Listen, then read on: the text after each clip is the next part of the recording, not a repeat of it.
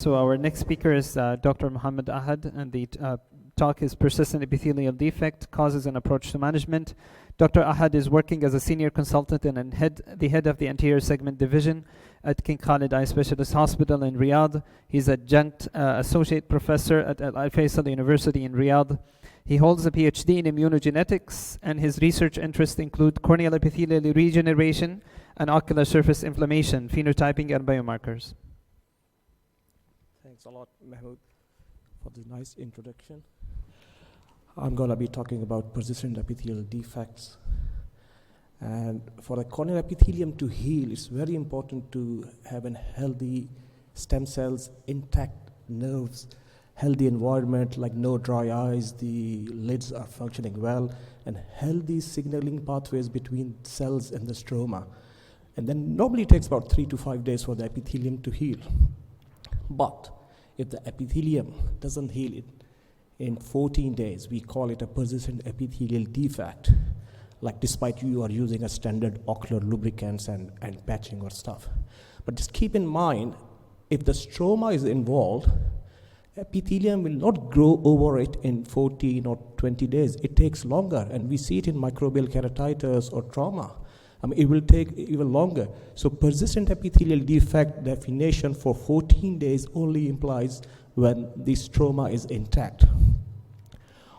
On the other hand, if the persistent epithelial defect is there or it persists, it can start stromal melting. So the stroma involvement can delay epithelialization, but on the other hand, delayed epithelial defect can cause stromal involvement. So we have to take this in mind. What are the causes of persistent epithelial defect? And one of the commonest cause is limbal stem cell deficiency, has been talked by Professor Watson and Dr. Shafiq as well.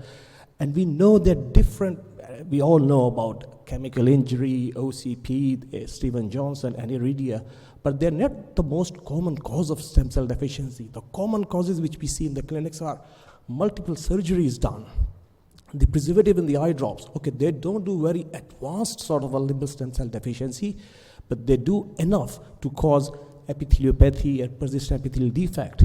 VKC, AKC, Prof. Watson was talking about it. Yeah, they do cause limbal stem cell deficiency and infections, we all know very well. And then it could be a defected epithelial adhesions. Again, we know very well it could be an epithelial membrane dystrophy, but the common reasons which happen in our clinics, which we see with sort of an unstable epithelium, are patient on chronic glaucoma eye drops, patient with bullous keratopathy. So they are the commoner things we see in our clinics. Inflammation, yes, inflammation causes a persistent epithelial defect. It's just because of through their cytokines of interleukin-1 and TNF-alpha, the epithelium and stroma starts to get involved. So you have to control inflammation in these conditions. And the common cause of inflammation we know is infections, and that's why the epithelium doesn't heal till you start the topical steroids. And again, the severe dry eye, when you get keratoconjunctivitis sicca or severe dry eyes, you have inflammation there as well. Neurotrophic, we all know that neurotrophic cornea will lead to persistent epithelial defects, and Dr. Shoail, I think, will be talking about it in details. And we know the reasons: herpetic, post-PKP, LKP, post-LASIK, these are the common ones. Diabetes is common, but don't forget severe dry eye.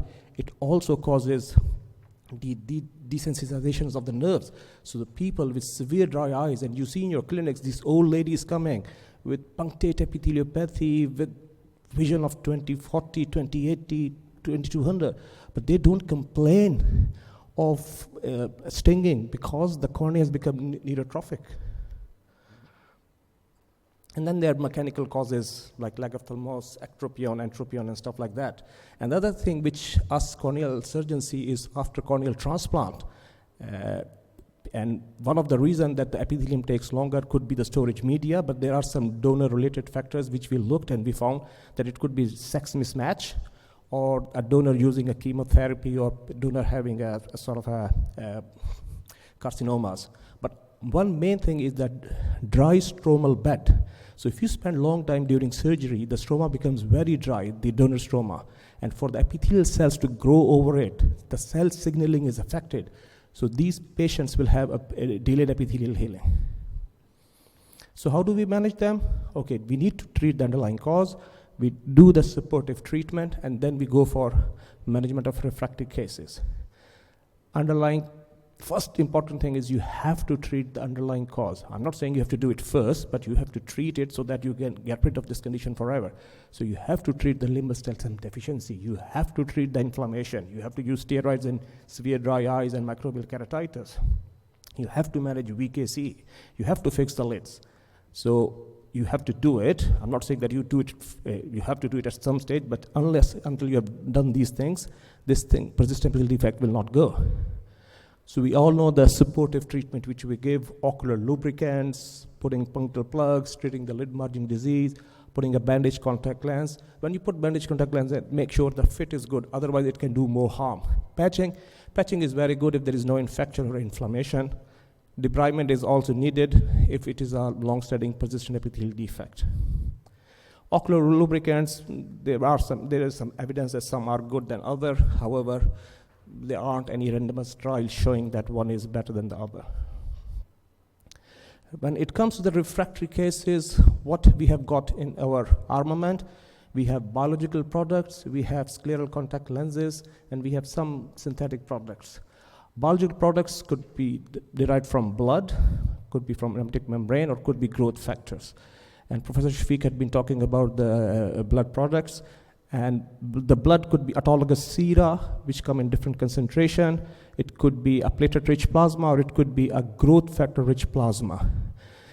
Autologous serum, different concentration. Evidence is that 100% is better for persistent epithelial defect, 20% is probably better for dry eye disease. Platelet-rich plasma is certainly better for persistent epithelial defects compared to autologous serum, and there is a good evidence. And the next good thing is growth factor-rich plasma, which comes with a commercial name of Endoret. And this is even superior to platelet-rich plasma or autologous serum. And we have got a good case series of 5-6 patients where they were not healing with the standard autologous serum, and we went to use Endoret, and it healed very nicely. People have used umbilical cord blood because it has got a higher concentration of epithelial growth factor and nerve growth factor. Amniotic membranes, they come in different sizes and ways. You can use it as an onlay transplant, or you can use it as a contact lens, or now people are making these extracts, eye drops. Membrane can be freshly prepared, or it can be preserved, and there are some commercially available as well. You have to suture on the cornea. Which is better, cryopreserved or dry dehydrated? Cryopreserved is better because of the structural architecture is maintained and the better preservation of the factors. But on the other hand, dehydrated dry one is easy to store and transport. Hence, most of the contact lens available are dry and dehydrated. And there are multiple available. The only one which I have used is Procera.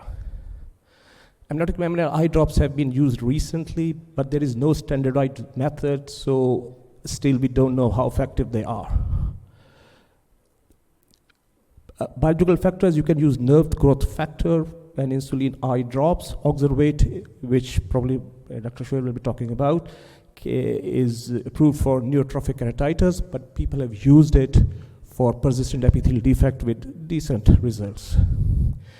Epithelial growth factor, this is a skin ointment, but there are a few case series of people using it for corneal epithelial disease. Insulin eye drops can be used, and there is no standard technique. People have used from 1 interstitial unit to 50 interstitial per ml. It works in many cases. Certainly it may be better than serum BSS in certain conditions. People use it for neurotrophic cornea. In our hand, I've used it. I found it more helpful in patients with limbal stem cell deficiency rather than a neurotrophic cornea. There are other synthetic products which come and go. Casicol was there, but recently they have stopped making it. This is, Lacrimera is still available from France, and it's like a sort of a bandage contact lens which stays on the surface of the cornea. The last thing which you can use are the scleral contact lenses. They can be used for severe dry eye, limbal stem cell deficiency, persistent epithelial defects, neurotrophic cornea. They need a lot of motivation for use. You need a good dexterity, but it does improve your vision very well. So in conclusion, you have to identify and treat the cause. Any epithelial defect which is not settling down, please refer to a cornea specialist, and please use up-to-date evidence. Thanks a lot.